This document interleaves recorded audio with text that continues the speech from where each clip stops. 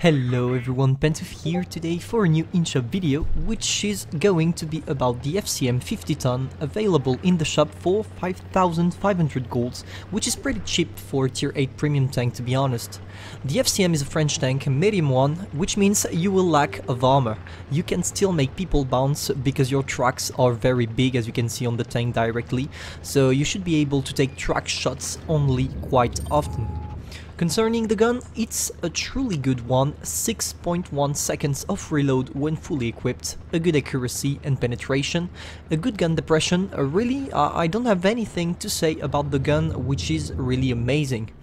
But where the tank becomes interesting is the fact that when we talk about the mobility, the tank as you know it in World of Tank Blitz is considered to be a medium tank when in fact, it's a heavy tank with a medium playstyle.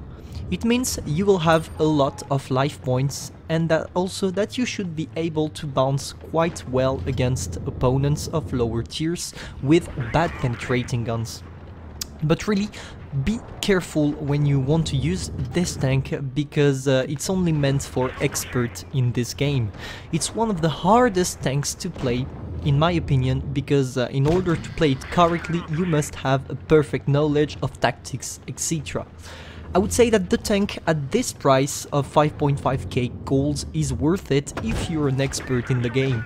And when I say expert, I'm talking about people with 2000 global average damage at least, and maybe at least 63% win rate. So now let's focus on the replay. I'm gonna talk about the fact that this tank is really hard in his playstyle. As you can see in the beginning of my game, I didn't try to rush.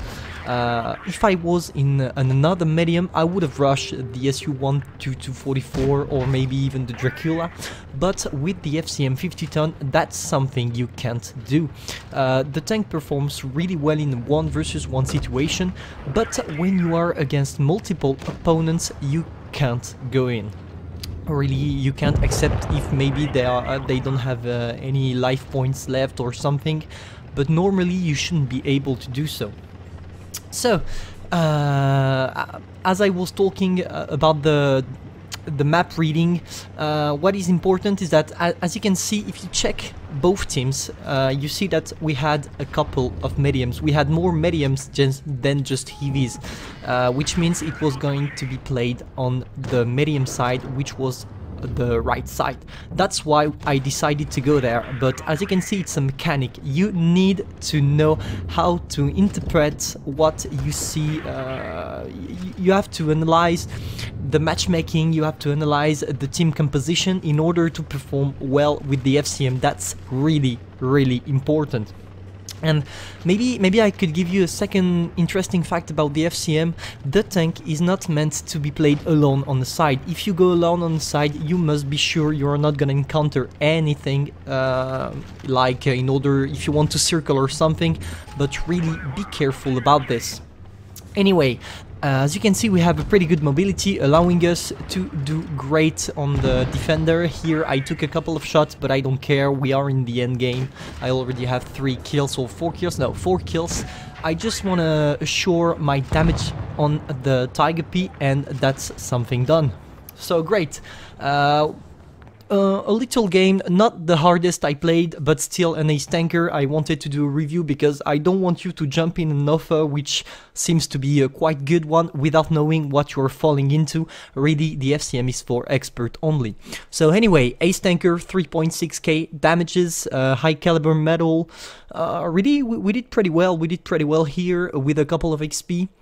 The tank allow you to gain a lot of credits, by the way, if you play well, because that's one of the